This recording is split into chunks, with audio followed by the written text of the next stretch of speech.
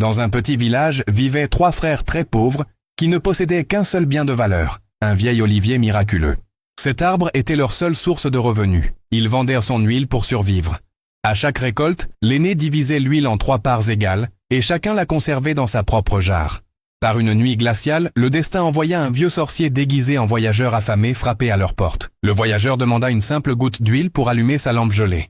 L'aîné, regardant sa jarre, dit « Mon huile me suffit à peine, mais je vous en donnerai un peu de ma propre part. » Le second, malgré le froid, ouvrit sa jarre et dit « Prenez-en, votre lampe a plus besoin de chaleur que la mienne. » Quant au cadet, il ouvrit sa jarre avec une grande hospitalité et dit « Servez-vous autant qu'il vous faut, cher invité.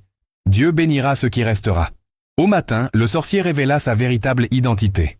« Vous avez réussi l'épreuve de la générosité. Demandez ce que vous désirez. » Les vœux et la destinée. Le frère aîné souhaita posséder des terres infinies remplies de vignobles et de châteaux. Le second souhaita devenir un riche marchand avec des navires remplissant les ports. Le cadet, lui, sourit et demanda simplement « Je ne désire qu'un cœur satisfait, la force d'aider mon prochain, et un olivier qui ne tarisse jamais dans la cour de ma modeste maison. » Leurs vœux furent exaucés. Les 2 premiers devinrent des hommes riches et arrogants, tandis que le plus jeune vivait heureux, distribuant l'huile de son arbre béni aux nécessiteux. Le retour et la justice.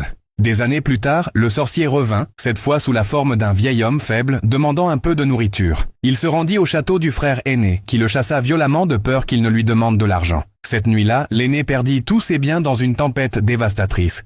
Il alla voir le second, qui lui tourna le dos en déclarant « Je suis un homme d'affaires, je n'ai pas de temps pour les mendiants. » Tous ses navires firent naufrage et il perdit son commerce. Finalement, il arriva à la maison du frère cadet. Le jeune homme et sa femme l'accueillirent chaleureusement, le firent asseoir et partagèrent leurs derniers morceaux de pain et leur huile de l'arbre inépuisable. Avec un sourire affectueux, le sorcier leva son bâton et dit « Mon enfant, tu n'as jamais rien perdu, car tu n'as pas cherché la richesse à l'extérieur. Souviens-toi, donner aux autres de tout son cœur est la plus grande des fortunes. » Non seulement l'olivier du cadet ne disparut pas, mais il devint une source intarissable d'huile pure et bénie, et il vécut dans la prospérité grâce à la bénédiction de son cœur.